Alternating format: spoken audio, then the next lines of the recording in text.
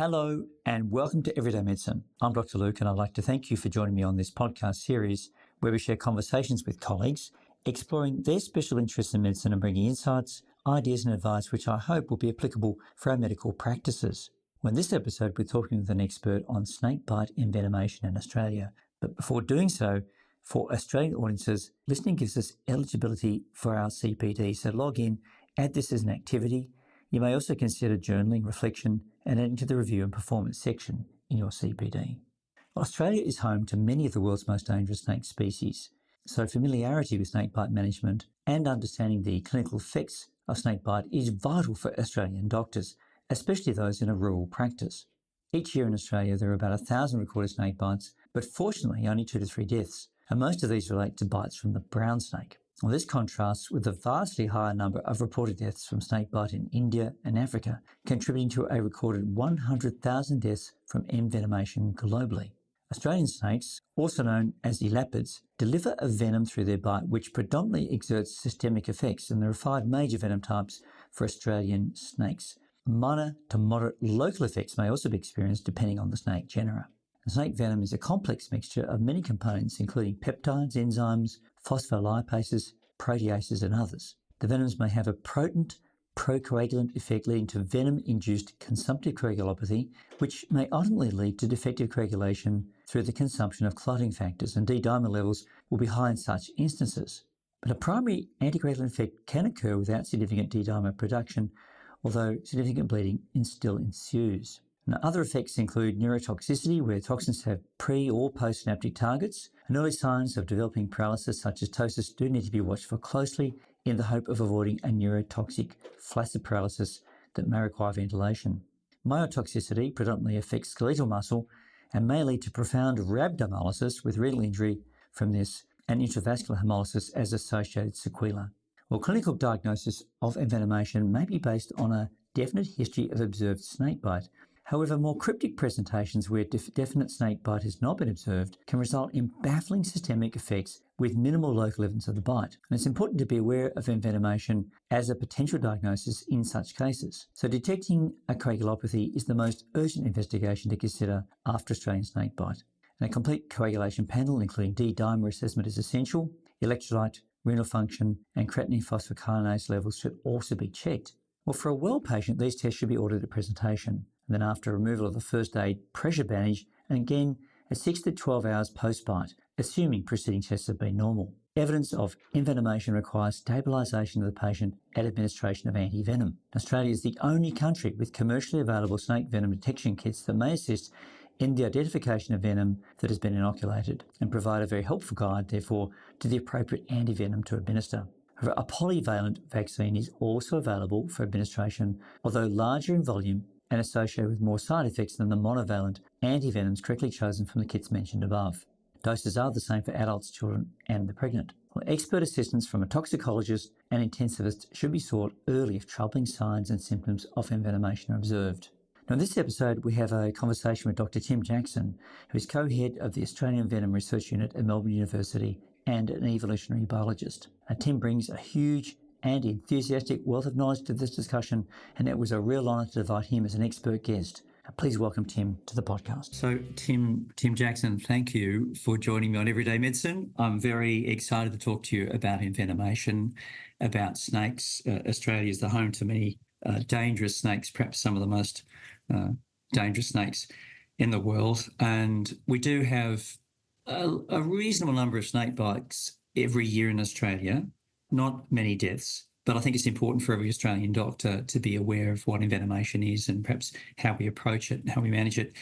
You're an evolutionary biologist. You've lectured around Australia on snake bites. And I had the pleasure of running into your father, or should I say swimming into your father, when we were in Noosa, and he sort of dobbed you in for this podcast. So I'm very honoured, having not met you before, that you would come and talk to us and talk to our listeners about snakes and envenomation. Can you give us a little bit of background, Tim, to how you've got into this, reasonably sort of specialised and exotic field of envenomation? Tell us about your journey, how you've got there. Sure. So, yeah, first, thanks for having me, Luke. Absolute pleasure. And I suppose we'll get to this question about Australia and its dangerous snakes, or the fact that we have a lot of venomous snakes, but not a lot of deaths, and how we might therefore think in terms of how dangerous our snakes actually are on a global scale. But yeah, my story from meeting my dad, he's a sort of a mad keen naturalist himself. And you said he was sending you videos of manta rays and the like. So, I grew up in I was very privileged as a kid to have exposure to a lot of diverse and incredible natural environments. So, family holidays were often scuba diving holidays to somewhere that dad really wanted to go, and, had to take the family along with him in order to justify making those sorts of trips, taking those sorts of adventures, really. So we're just really exposed to just a ton of wildlife as kids.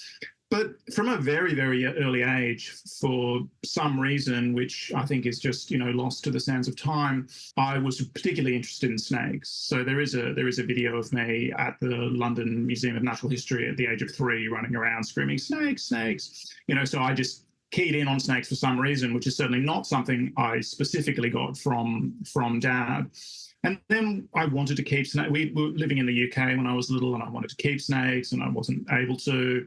And then we moved to Australia, and I just sort of went a little bit, reptile crazy, because, whereas in the UK, it can be very difficult to find any reptiles in the wild, especially as a small kid. In Australia, just moving here, living in an apartment on the North Shore of Sydney initially, there were little brown skinks, which I later discovered were members of the genus Lampripholus, running around in the garden, and this just completely blew my mind. So I was just, carried away tormenting these poor skinks, no doubt, but, trying to catch them and observe them and all of that sort of thing. And then I spent just a great deal of my childhood out, spending as much time as I could in the bush, as well as going on these, more exotic holidays, which were, snorkeling or scuba diving oriented. Just getting out into the local bush around Sydney and looking for wildlife, and in particular reptiles. And, I gradually made some, older friends who are what we call herpers, which is this sort of amateur term, so professional academics who study reptiles and amphibians are called herpetologists, but amateurs who are enthusiasts are called herpers, they're sort of the equivalent of birders, maybe. And so, I made friends in that community, and there was a very early sort of online herper community. And because Dad was in the IT industry by this stage, we were very early sort of adopters and users of things like MIRC, so going on chat rooms and online forums from a pretty young age, making the acquaintance of older herpers who were then, who could drive, of course, so would take me out to various places to look for wildlife. And then I started volunteering for an organisation called Reptile Awareness Displays of Australia at the age of 14, and started doing educational displays with them, trying to encourage people, to take seriously the fact that they do have potentially dangerous snakes in their environment, and give them some advice about what to do if they encounter those snakes, or if an accident happens and somebody is bitten, but also trying to encourage people to share in the sort of wonder and excitement that we obviously had for the animals. So really started doing that at around 14. And then I had this opportunity at the age of 17, as I was finishing school, to take up this position as a research assistant for a toxinologist, someone studying venoms in particular, venoms of snakes in particular, in Singapore. My parents were moving to Singapore. I was deciding whether I would stay in Australia or go with them. And I happened to get chatting to this toxinologist, Brian Fry, online. And he said, why don't you come, if your parents are moving to Singapore, why don't you come and help me? I need someone to look after this collection of venomous snakes that I'm going to have. And I'd already accrued a few years of experience working with Australian venomous snakes. So I ended up, heading to Singapore and for a year working with Brian, mostly in a sort of husbandry capacity. So looking after the animals, but also collecting venom, and not really doing much lab work at that stage, but sort of working as an assistant to his project in terms of helping to maintain and collect the raw materials. And, I had subsequently, went back and forth between music and science degrees, and ended up, getting both music and science degrees. But something about that early encounter, and certainly the encounter with Brian and his work, did set a trajectory for me in terms of academia. So I ended up then actually going back to study with Brian, did my PhD under Brian. And yeah, that's sort of how I became a toxinologist. I didn't realise you're a musician as well. I'm looking at you thinking, oh yeah, he could be a rock. Tell us a little bit about the venom, can you, and the poisons and so forth that we get Sure. in Australian snakes. I mean, do Yeah. you know everything just about that there is to know now, about these poisons, how they work, and so forth? Well, no. And there's probably no scientific endeavor in which we should answer yes to that sort of question, right? We should be good fallibilists as scientists, knowing that, all our knowledge is provisional and we're just chipping away at that great iceberg. Look, we know a fair bit. So Australia has been a leader in venom research for some time. And because we do have a very large number of venomous snakes here in Australia. So we're basically the only, to give some context, we're the only continent where venomous snakes, properly venomous front fang snakes, outnumber the non-venomous snakes, right? So the family Elapidae, which is the family which all of our significantly venomous snakes are members of, is really the dominant snake family in Australia.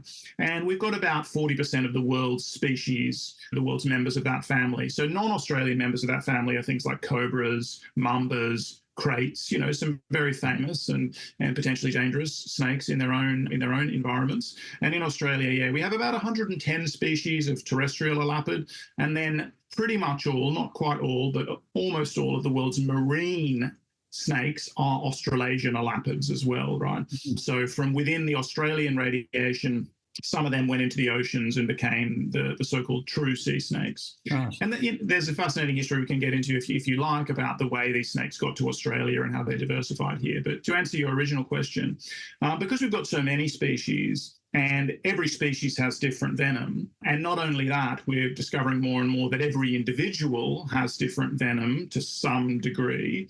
And even there can be major transitions in venom composition across the life history in certain species. That's particularly the case for brown snakes, which are really probably our most medically significant group of snakes in Australia. So baby brown snakes have very different venom from adult brown snakes. And that's something we only recently discovered. Actually, I discovered in the course of my PhD. So that's sort of 2014. We've only known this for 10 years. What can I ask about a baby brown snake? How do we know it's a baby brown snake? Based on the length of it, I'm guessing. But, essentially, yeah. So when I say babies, I'm really talking about neonates, so recent hatchlings.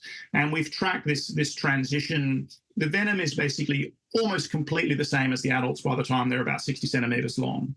And during that early phase of their life, when they're growing up, there's a gradual transition really to the adult venom phenotype, we would say, to having the same venom composition as the adult. But the babies, so when they're very young, it's really quite different. Are they still? We'll probably come to this in a moment, but just while we're talking about that, are they still? Yeah. Is that venom dangerous if you're bitten by a young snake, as in a short snake, which you could take as a neonate? Is it still dangerous? Well, look, I would. There's some blanket advice to give here, which is that any bite or even suspected bite from a snake in Australia should be considered a life-threatening emergency, right? Okay. So we can definitely discuss ways in which this shift in the venom composition likely makes the adults much more dangerous than the juveniles. And the juveniles really have a venom composition that we believe is oriented towards lizards, which are their exclusive prey when they're very small. So it is specialized for the subduing of their lizard prey.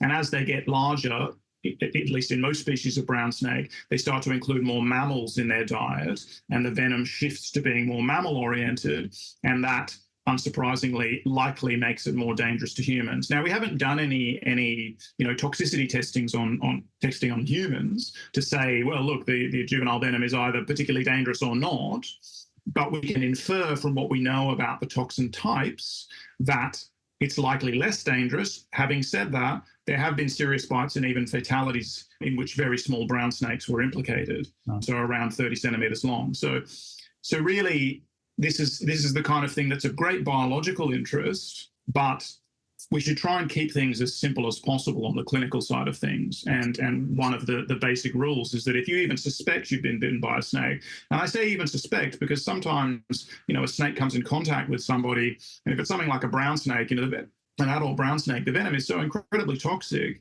that even though there might not be a visible wound, so you might not be actually bleeding, but you still might have been envenomed. You can't tell that you haven't been envenomed just because there isn't an obvious bite. right? It could be a very, very fine scratch, and that could be enough for that venom to start absorbing into your lymphatic system and then travel from there to the lymph nodes and thereby into your bloodstream and potentially result in a very serious envenoming. And there are cases where people believe they hadn't been bitten and then they subsequently became exceptionally ill. So we got to really keep it simple here. So I often say, KISS, keep it simple, stupid. If you think you've been bitten by a snake, which means if there's any chance that the head of a snake has come in contact with your bare skin, then you better safe than sorry. But to try and get back to your previous question, and there are, it's a big question and there are lots of diversions.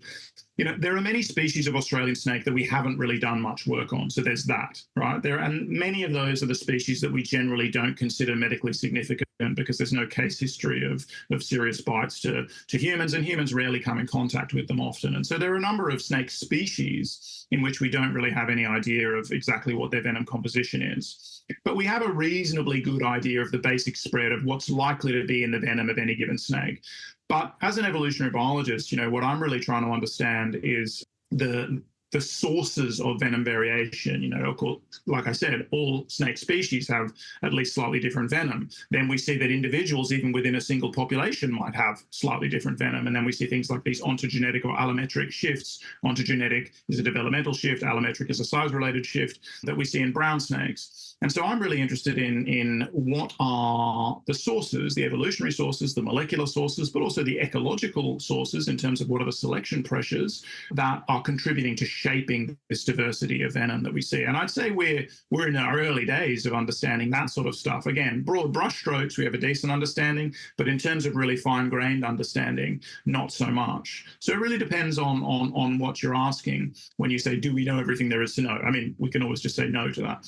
One of the things where the evolutionary biology becomes translational is that by understanding the sources of venom variation, the ways in which venom can vary, basically, we are able to assess the consequences of venom variation for everything from the diverse pathogenicity of different venoms, so the diverse sequelae that we would observe following bites from different snakes, but also to the rational design of therapeutics, antivenoms, but also next generation therapeutics, which we might get to later in the talk, later in the chat, based on our understanding of the ways in which venoms are likely to vary. So we can look at making a broad spectrum therapeutic that way, basically. Tim, do we understand why this group of animals has developed a poisonous bite? I mean, spiders have, other animals too have this. Do we understand about that from, this is one of your interests as an evolutionist. Do we understand that? Like, why don't we have a poisonous bite? I wouldn't mind a poisonous bite at times. But, this is a very unique kind of thing, I guess, to some animals. Can you explain that at all? Oh, absolutely, yeah. So one thing we should clarify is the terms venom and poison. And I'm only doing this for the benefit of the would-be pedants, because there might be some people who listen to the talk and say, oh, they're not poisonous, they're venomous. And we hear this a lot, right? But venoms are actually a specialized form of poison, right? So you're not wrong at all to say that. So if anyone tells you that you're wrong, you're not wrong. They are poisonous, but venom is a specialized form of poison. And venom is a form of poison that is, we say, actively delivered. So it's delivered by a bite or a sting or something like that, where a wound is formed in order to inoculate this poisonous substance into the body of the target organism. Those are the kinds of things we call venoms. Whereas many poisons, like the poison, say, that a cane toad makes, is more passively absorbed in the sense that an animal will attempt to eat that cane toad and get poison in its mouth and that sort of thing. The cane toad isn't running around injecting its poison into potential target organisms. And so it kind of then follows from the fact that venom is this subset of injected or actively delivered poisons, that we can think of them as being offensive weapons as well as defensive weapons. So a lot of other poisons are likely to be defensive weapons, right? Just as we said in the case of the cane toad, it's not starting fights, right? But it's got this defensive strategy, which is that if an organism tries to eat it, it may well be poisoned. Venomous organisms do go around biting other organisms. They will also use their venom in defense, however, and some venoms are exclusively defensive. Think of a honeybee as a classic example, right? Honeybees will defend the hive to the point of sacrificing their own lives when they inject venom using their venom. So venom is this actively injected poisonous secretion that is used basically for one of a few purposes. we can kind of say to subdue or deter other organisms, but basically in feeding. So a lot of venom is for feeding, is for like a snake. Snake's venom is predominantly, even though they will use it defensively, as they do when they bite humans, we think the primary, biological purpose of the venom is subduing their prey to make it easier to swallow, right? But then the other predominant use, excuse me, been talking a lot today, is defense. So it's deterring another organism. And in a very small subset of cases, and the platypus is one of the Australian cases, because the male platypus is venomous, as you may or may not know, has a spur on the hind limb that he can sting with. We believe that the primary function there is competitor deterrence. So again, a male platypus will sting a human who's silly enough to pick it up, or any predator that attempts to pick it up. But we don't think the primary function is defensive, and that's partly because females lack it. If it were a defensive trait, you would think that females would have it as well. We think and we know that males will sting each other in combat, basically. So it's competitor deterrence. And there are other organisms that use their venom for competitor deterrence as well. But the primary functions are either feeding, so subjugation of prey organisms, or defense, deterrence, usually of predators. Okay. Do the sea elapidae, do they have the same degree of toxicity as the land-based? Well, degree of toxicity is always a relative term, right? Okay. So toxicity is a context-specific property. So, what's toxic to one organism isn't necessarily toxic to another. That's one key point. So we talked about cane toads already. There are animals that can eat cane toads and suffer very little or no ill effects, right? So there's toxin resistance is really widespread in the animal kingdom. And actually, well, in the world of organisms, so animals, plants, and microbes, one of the things you mentioned is that, you'd like a venomous bite, and that it seems like a very special thing that some organisms have this, but venomous organisms are actually incredibly numerous and diverse. So hundreds of thousands of species of venomous organisms in the world, and, perhaps some 100 independent evolutions of venom. And then if you look at the broader category of poison, if you look at animals putting some of their own chemistry outside themselves in some way to deter or subdue or whatever another organism, that's incredibly common, fairly ubiquitous. Plants are doing that to each other all the time. That's true. And then this is all nested within the broader field of chemical ecology, which is just organisms using chemistry to mediate interactions with other organisms, whether it's antagonistic, as in the case of toxins and poisons, or it's, cooperative in some way. So these things are nested within very broad fields, and they become very generic at a certain point. But even when we're considering the specialized subset of venom, it's actually a much more widespread trait than one might think. Especially if you start thinking about invertebrates and that sort of stuff. There are hundreds of thousands of venomous invertebrates. So back to your question, do the marine elapids have a similar degree of toxicity? Well, toxicity is always relative, and different species of terrestrial elapid snake in Australia have radically different venoms as well. So some are, incredibly toxic to humans, some apparently not. Again, treat any bites as a life-threatening emergency, but there are certain species which we don't believe are likely to cause any significant, sequelae as the consequence of a bite. So it varies a great deal. And similarly, sea snakes are pretty diverse. They're ecologically diverse. We don't know as much about their venoms as we would like to, and we've got some projects underway at the moment to address that shortfall in our knowledge, but the perceived wisdom is that they tend to have fairly similar venom amongst themselves, and that it tends to be a relatively streamlined, so less complex venom than your typical terrestrial elapid. But we definitely know that some of them are extremely toxic to humans. Okay. So they're, presumably very toxic to the fish that they eat, although, again, there's lots of evidence of toxin resistance to sea snake toxins amongst some fish, like eels. Certain moray eels have resistance to certain sea snake toxins. But some species of marine elapid are absolutely very dangerous to humans if they were to bite you. Bites happen to be incredibly rare, though. So sea snakes almost never bite anybody in Australia. And whenever we find ourselves almost conflating, venomousness with dangerousness, we just have to remember that actual danger really is a function of just how many snakes how many people are getting bitten by these animals, and Yes. in what context is that occurring. Yes. And that's a way in which we can contrast the Australian situation where, yes, we have a lot of venomous snakes, and certainly a large number of them are capable of making a human very sick or even killing a human. And some of them are amongst the most toxic snakes in the world when that toxicity is assessed on laboratory rodents. Yes. But we have, on average, 2 to 3 deaths per year here in Australia, whereas worldwide there may be over 100,000 snakebite deaths per year, much of that happening in sub-Saharan Africa and in South Asia, in India in particular. So that we have to think about things like that in terms of putting into perspective the dangerousness, so to speak, of Australian snakes. They really don't rank on a global scale in terms of danger to humans when we put that into real terms in terms of the actual consequence. Yeah, that's very interesting, that figure. Well, I do a little bit of kiteboarding, and I was in Sri Lanka, and there's a lot of seagrass. I'm not sure if you have ever kiteboarded there, but there's a lot of seagrass, and if you're not very good, as I'm not particularly good, you do fall off. Occasionally you're sort of touching the seagrass and thinking, I really hope there's no snakes in this. And there was one of the local guys, we did go on a boat, and he grabbed the sea snake, which looked dangerous to me. Like, it had lots of stripes on it, and he didn't seem terribly fussed by it. And I thought, are you sure that's not going to kill you? That's well, there's a perception about certain snake species, and some of them are marine and some of them are terrestrial, that these snakes don't bite. So even if they are, potentially dangerous, if they do bite you, there are certain species which are very reluctant to bite, and that does apply to certain sea snakes. And so people are perhaps more willing, as they've interacted with these snakes many times and never seen them attempt a bite, more willing to interact with them. Yes.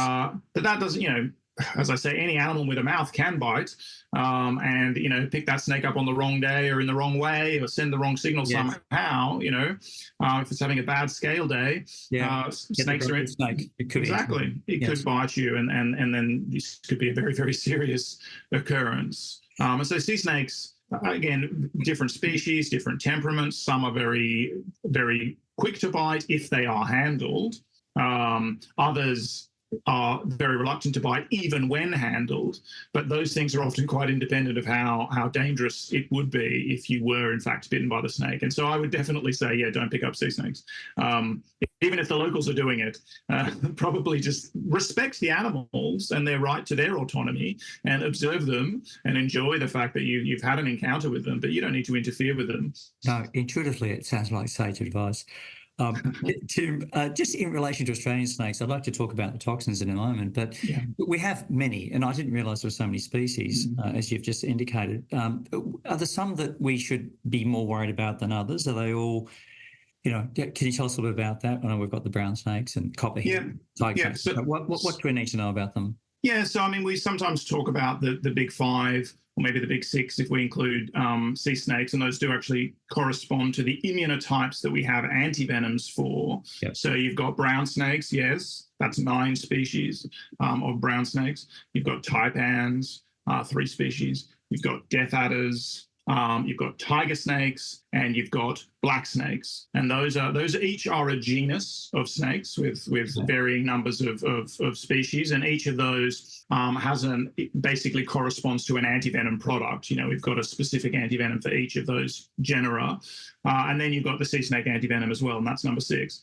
And then there are certain other species or genera of snakes that are relatively closely related to those clades, which are also considered relatively dangerous, although in most cases they probably haven't been responsible for any human fatalities. So almost all of the fatalities we know come from within those groups, with just a couple of exceptions. Can I ask Tim, Tasmania has only one of those genuses? Yes, it has 2 of the, it only has one of those genera. It's got 3 species of snake, all of which are elapids, right? So all are front-fang venomous snakes. You've got tiger snakes, so they're obviously one of those 5.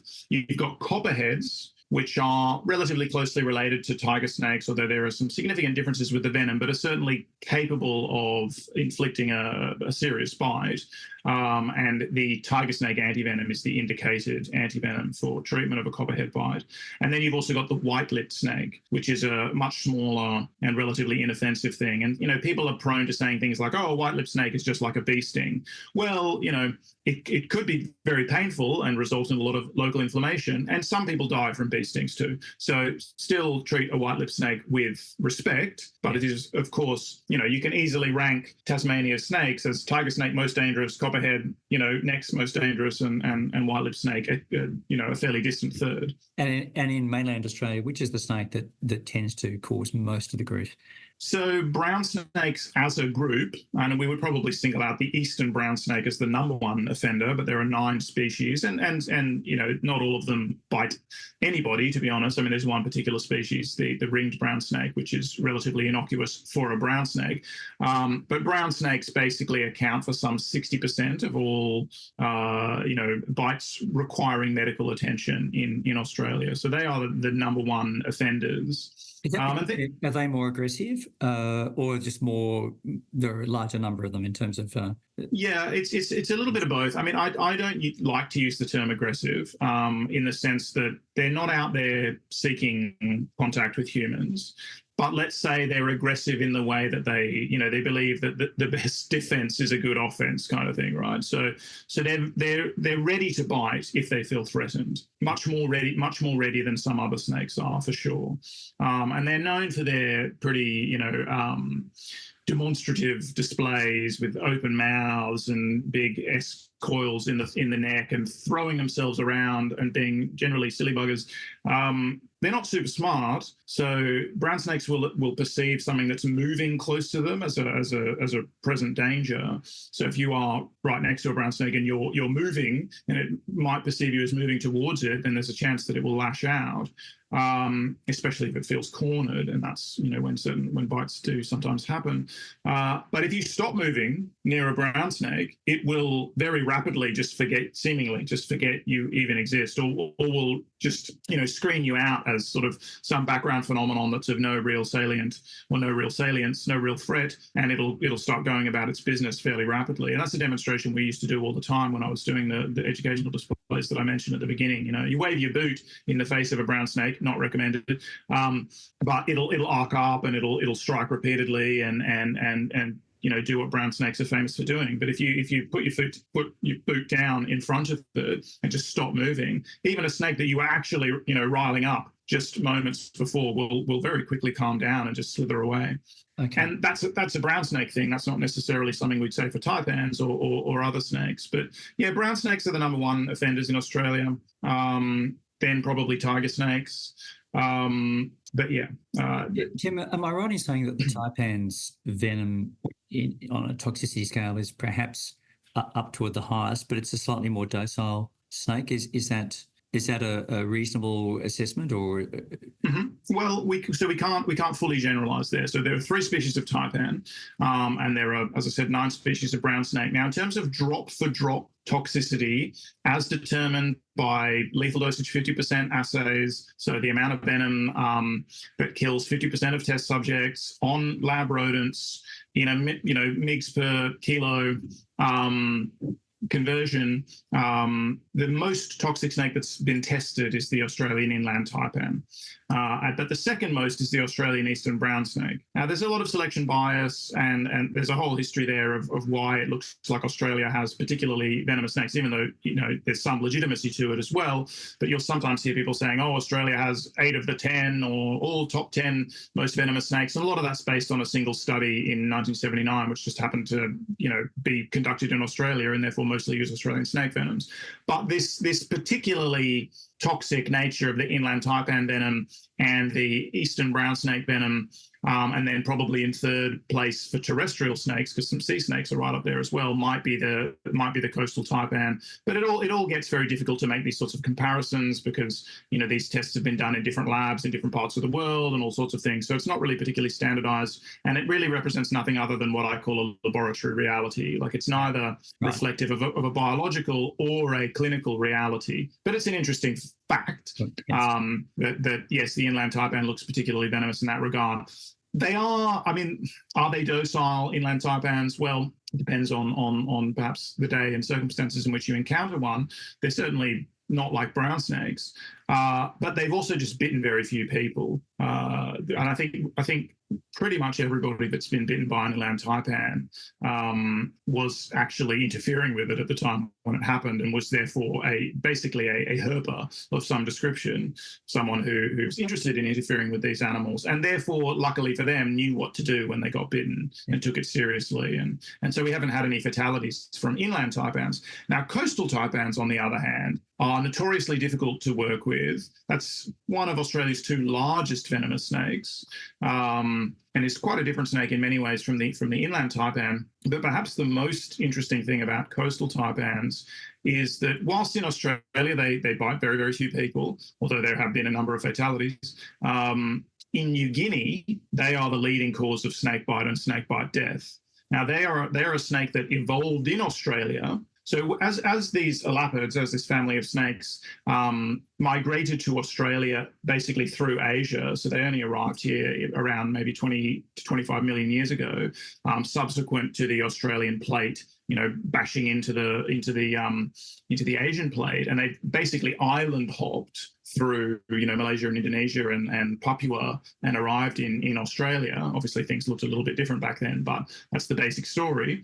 And some snakes, stayed, let's say, in Papua, and you have these Melanesian-specific little lineage of elapid snakes. But they came to Australia. They diversified in this explosive manner, which is why we have this, 140 odd, 150 odd, terrestrial, when you take terrestrial and marine into account, species. And then some of them migrated back north. So some of them went back over land bridges in the very recent past to New Guinea. And it turns out that those are the snakes, and it's particularly taipans, but also death adders, that cause problems in New Guinea. And so we have this really fascinating situation in which it's the same snakes, and in particular the same species, coastal taipan. They're very, very, very similar. They look a little bit different in New Guinea, but they're basically the same snake.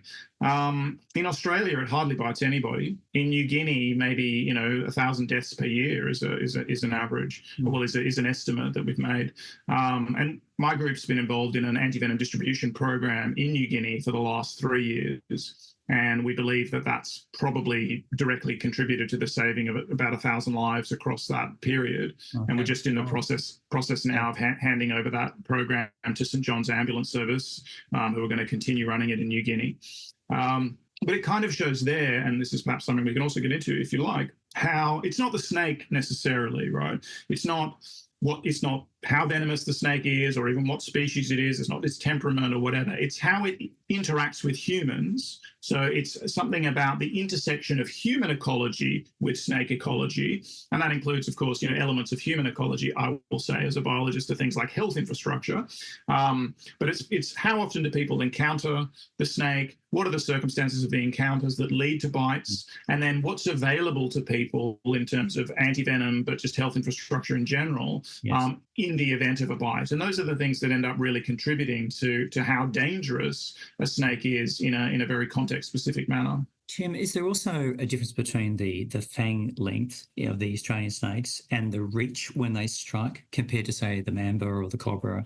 Is that a relevant factor? I know this is not relevant to our management specifically, but is that something is that a true statement? Well, fang length is notably diverse amongst venomous snakes. So, we can make a big generalization about, say, vipers versus elapids. So vipers, which are the other major family of front fang venomous snakes that we don't get in Australia, but that are basically everywhere else in the world. And they tend to have much longer fangs than Australian snakes.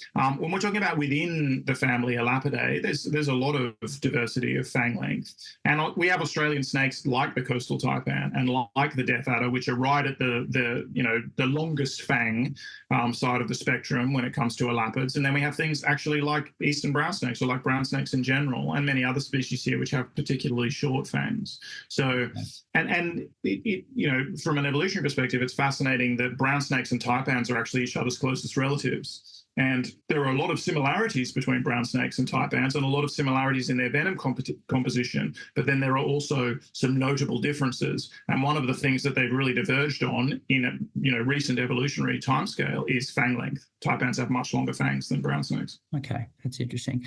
Can you tell us a little bit about how the venoms work in terms of human health when we've been bitten? What happens? Yeah, sure. So we tend to, in a schematic manner, we divide up different sort of toxic syndromes that are caused by, or basically the action of different toxins and snake venoms into four broad categories. And of course, one could get much more fine-grained, but it helps as a useful sort of heuristic. So you've got hemotoxins, which affect the blood. I've got myotoxins, which specifically target muscle cells or damage muscle cells. Got cytotoxins, which just damage cells in general. And then you've got neurotoxins, which affect, nerve transmission, basically, signal transmissions. So those are the basic ways in which toxins affect humans. And then there are there's a lot of diversity within each of those types, or within some of those types. Like certainly, neurotoxins amongst Australian snakes can be broadly divided into those which have a postsynaptic mode of action, and they are essentially it's a family of toxins called the three-finger toxins, which is very, very common in elapid venoms worldwide. And the most common activity that they have is that they bind nicotinic acetylcholine receptors, which are on the postsynaptic side of the synaptic cleft of the neuromuscular junction. And they bind them in such a way that means that if acetylcholine comes along, it either can't bind, or even if it can bind, it doesn't affect a response from the receptor, right? So they are inhibiting signal transmission on the postsynaptic side by basically occluding receptors, or rendering receptors inactive. But then there are other neurotoxins which act on the presynaptic side. And those might be, those are toxins that actually physically destroy synaptic vesicles, basically. So they end up disrupting the capacity of a cell to even release neurotransmitters. It's fascinating to me how biology comes up with these sorts of developments. Phenomenal. And so there are these multiple ways, and if we consider toxins more broadly, there are many, many, many different ways that neurotoxins work, interfering with different aspects of neuromuscular transmission. But those are the two most common ways in Australian snake venoms.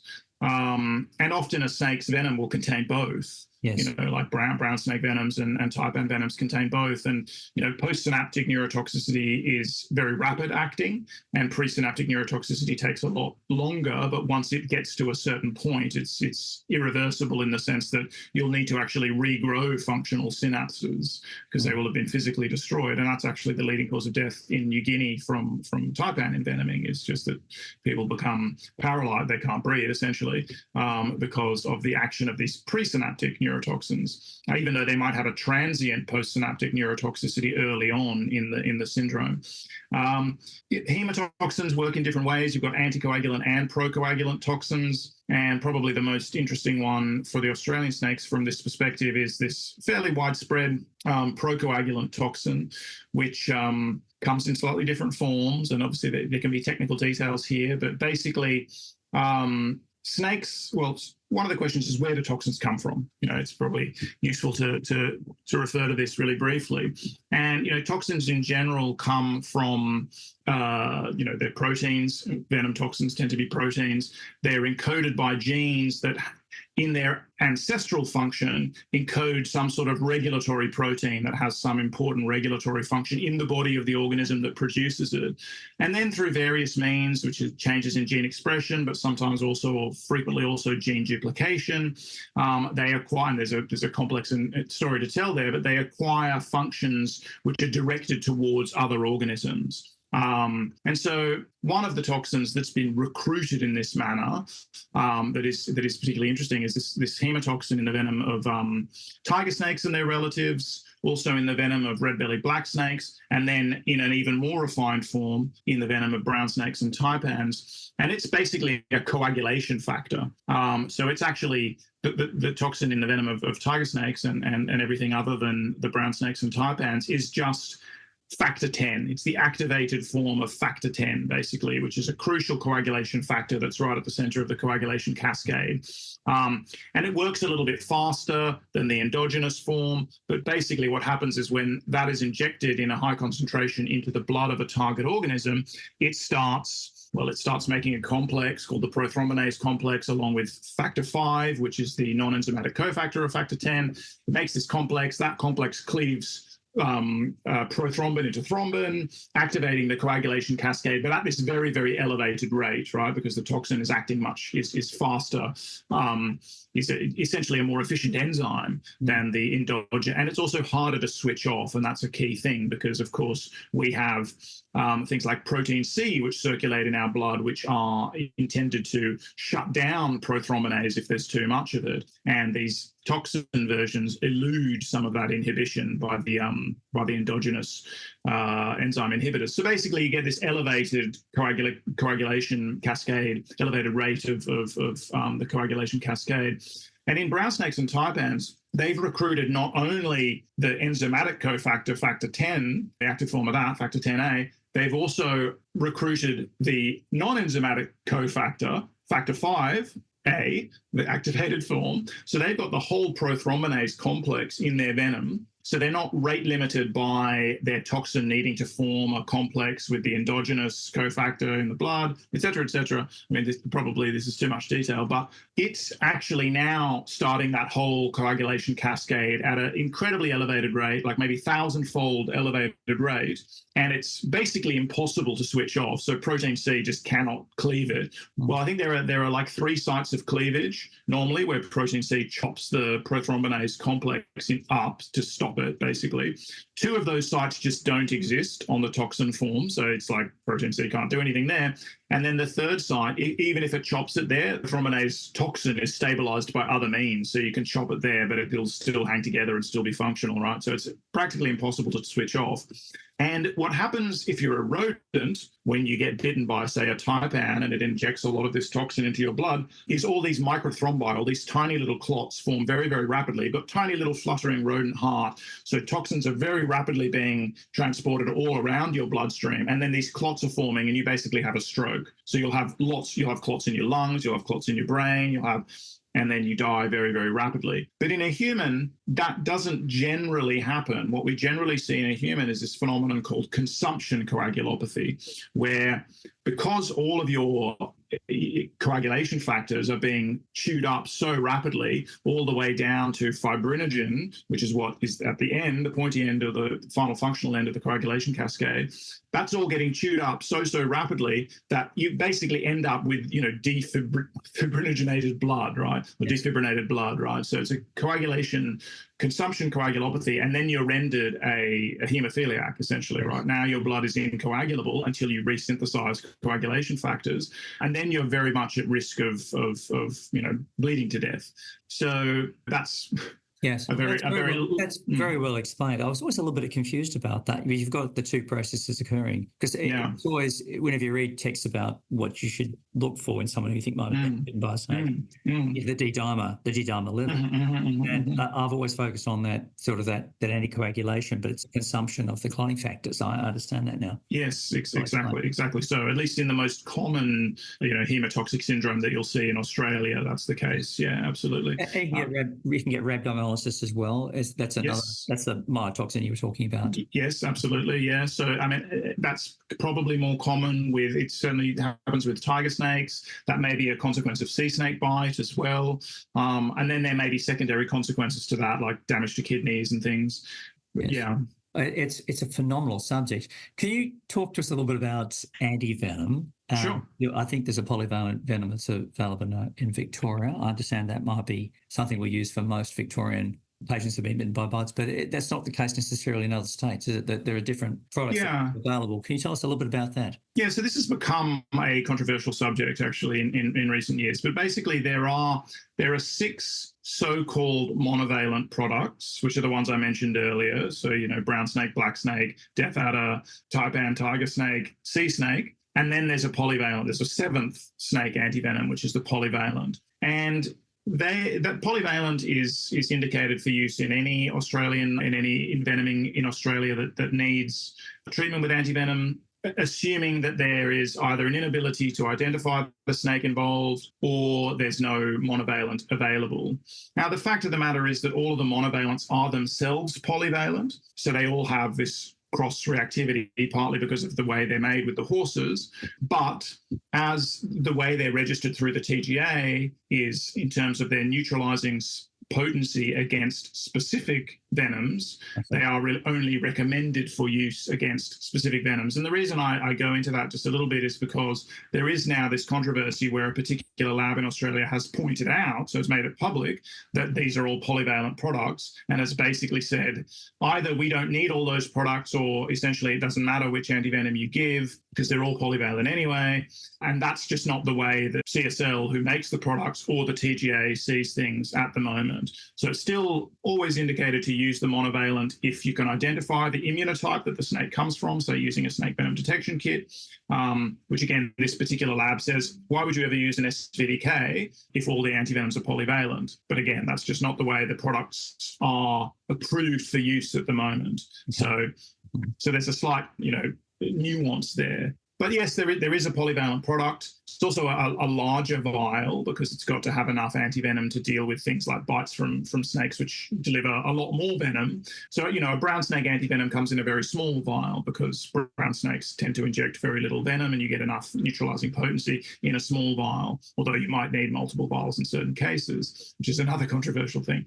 The polyvalent antivenom, on the other hand, is a very large vial because it has to encompass everything from, snakes which inject very little venom to things like king brown snakes or mulga snakes, which are not a brown snake. They're actually a black snake in terms of their relationship to other snakes. Their phylogeny, the genus that they're part of, is Pseudechus. They inject massive quantities of venom, and the polyvalent has to be able to account for that as well in order to be a product that can be used against any envenoming in Australia. And so one of the arguments for why it's still best to follow the CSL and the TGA's recommendations is that you don't want to inject this huge vial of antivenom if you don't need to, basically. If someone's been bitten by a brown snake and a small quantity of horse antibodies is going to be enough for them, then that's the better thing to go for to minimize the chance of serum sickness and other potential consequences of the therapy itself. Got you. Oh, that's well explained. Tim, the envenomate time to seeing clinical effects from envenomation, I guess it depends on, again, lots and lots of variables. Yeah. Like that's been the discussion. Yeah, lots of variables here.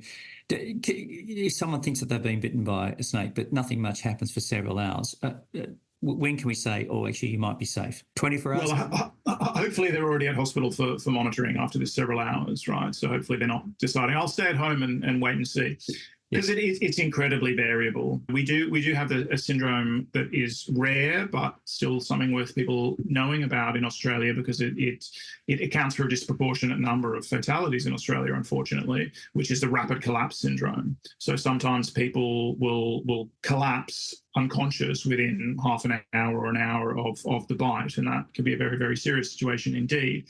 Sometimes people won't develop many real consequences, and it's going to possibly depend on whether they've applied first aid as well, and whether they've done that in a timely manner, which we probably should talk about as well.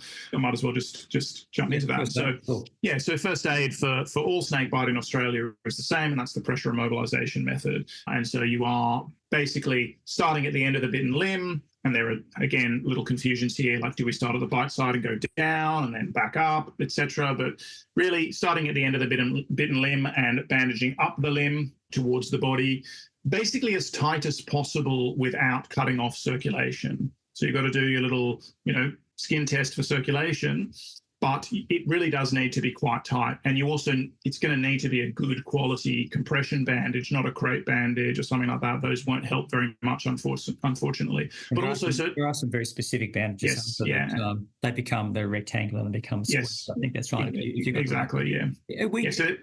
This venom's it's entering our circulation via the lymphatic system.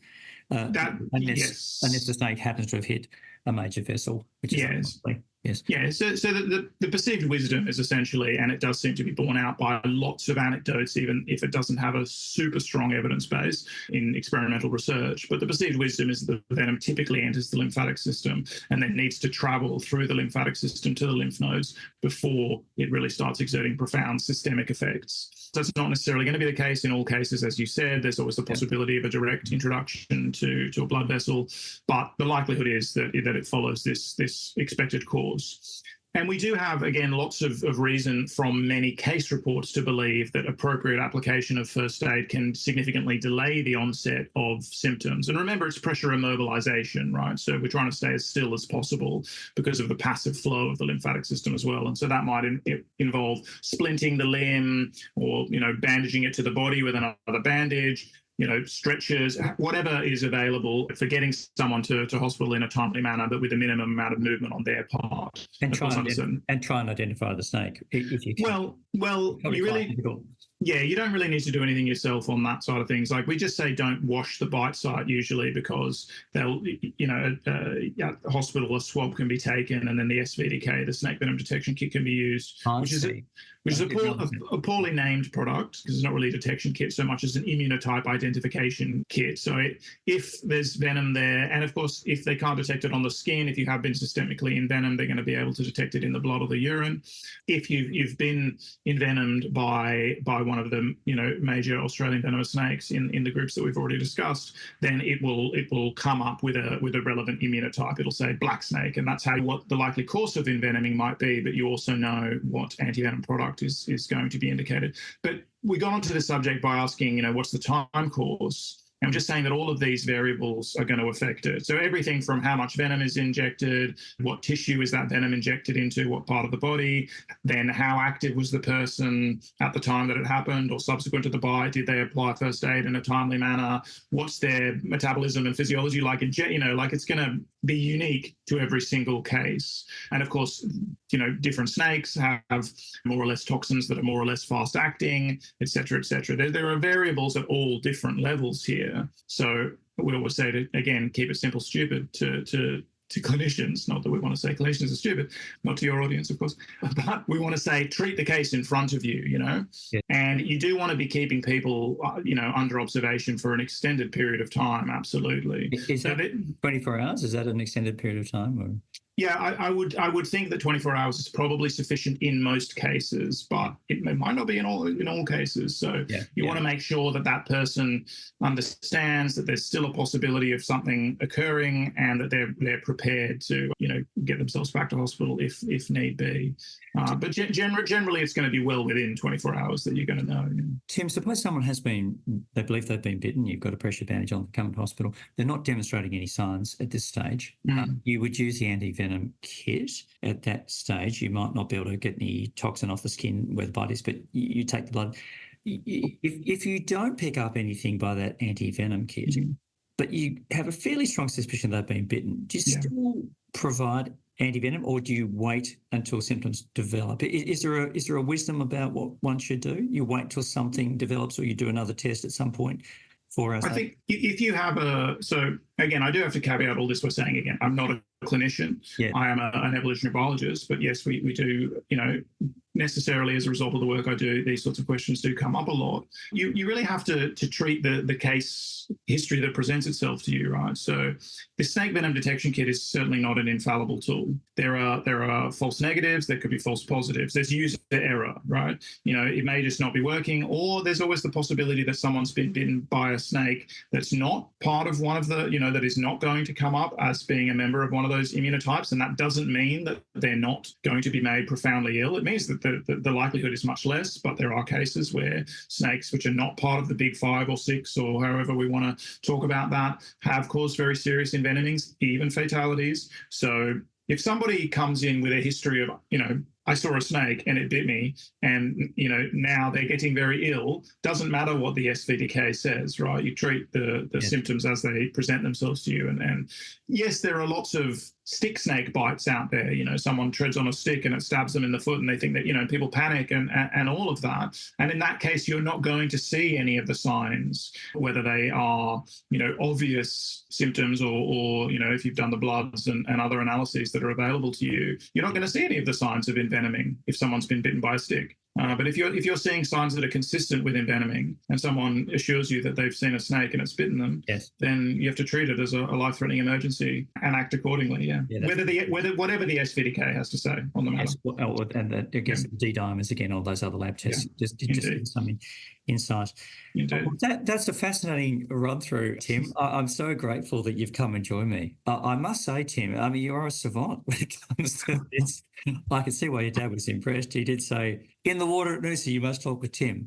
And I can understand. I mean, you're passionate. We're so lucky to have someone with your degree of interest and passion and research, providing us this background to understanding envenomation. Tim, I'm really grateful for your time, and I think the audience are going to be very fascinated by the discussions today. I really do appreciate it, Tim. Thank you very much. Yeah, wonderful. Absolutely my pleasure, Luke. Yeah, thanks for having me on. Well, thank you so much, Tim. Thank you. Thank you for joining me in the conversation today, and I hope you've enjoyed it as much as I have. Tim is a walking encyclopedia on all things herpetology. His enthusiasm is palpable, his knowledge base vast, and this accounts for his wide appeal as an educator on the subject of snakes and venom, and the warm and interesting way he shared his knowledge with us today was very welcomed. It was a great privilege to have had this conversation with him.